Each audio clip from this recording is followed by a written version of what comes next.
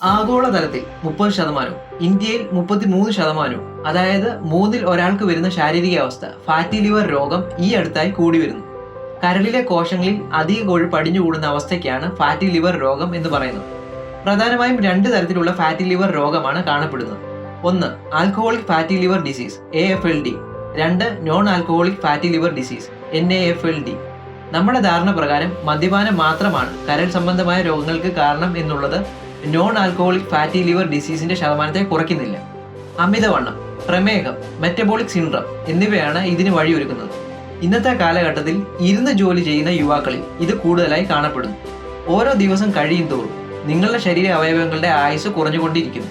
എന്നാൽ ഓരോ ദിവസം കഴിയും തോറും നിങ്ങളുടെ ആവശ്യങ്ങൾ കൂടിക്കൊണ്ട് തന്നെ ഇരിക്കുന്നു. പ്രധാനമായും മക്കൾ വിദേശത്തുള്ള മാതാപിതാക്കൾ, പ്രത്യേകിച്ചും അവരുടെ യാത്രകളിൽ വിശ്വസ്തരായ ഡ്രൈവേഴ്സ് ഒരു ആവശ്യകതയാണ് എങ്കിൽ അതിന് അവരെ സഹായിക്കുന്ന ഒരു ടീമാണ് വി ഡ്രോപ്പ് യു. ഇങ്ങനെ ഒരു ആവശ്യം നിങ്ങൾക്കുണ്ടെങ്കിൽ താഴെ കാണുന്ന കോൺടാക്ട് നമ്പറിൽ ബന്ധപ്പെടുക. ഫാറ്റി ലിവർ രോഗത്തെ പ്രതിരോധിക്കാൻ ചില മാർഗങ്ങൾ: ആരോഗ്യകരമായ ഭക്ഷണക്രമം, പതിവായുള്ള വ്യായാമം, ഭാരം നിയന്ത്രിക്കൽ, അമിതമായ മദ്യപാനം ഒഴിവാക്കൽ, അടിസ്ഥാന ആരോഗ്യ അവസ്ഥകൾ കൈകാര്യം ചെയ്യൽ എന്നിവയാണ്. നമ്മൾ ഓരോരുത്തരുടെ ആരോഗ്യം നമ്മളുടെ മാത്രം ഉത്തരവാദിത്തമാണ്. We drop you, where real companionship begins. ഹasta la vista.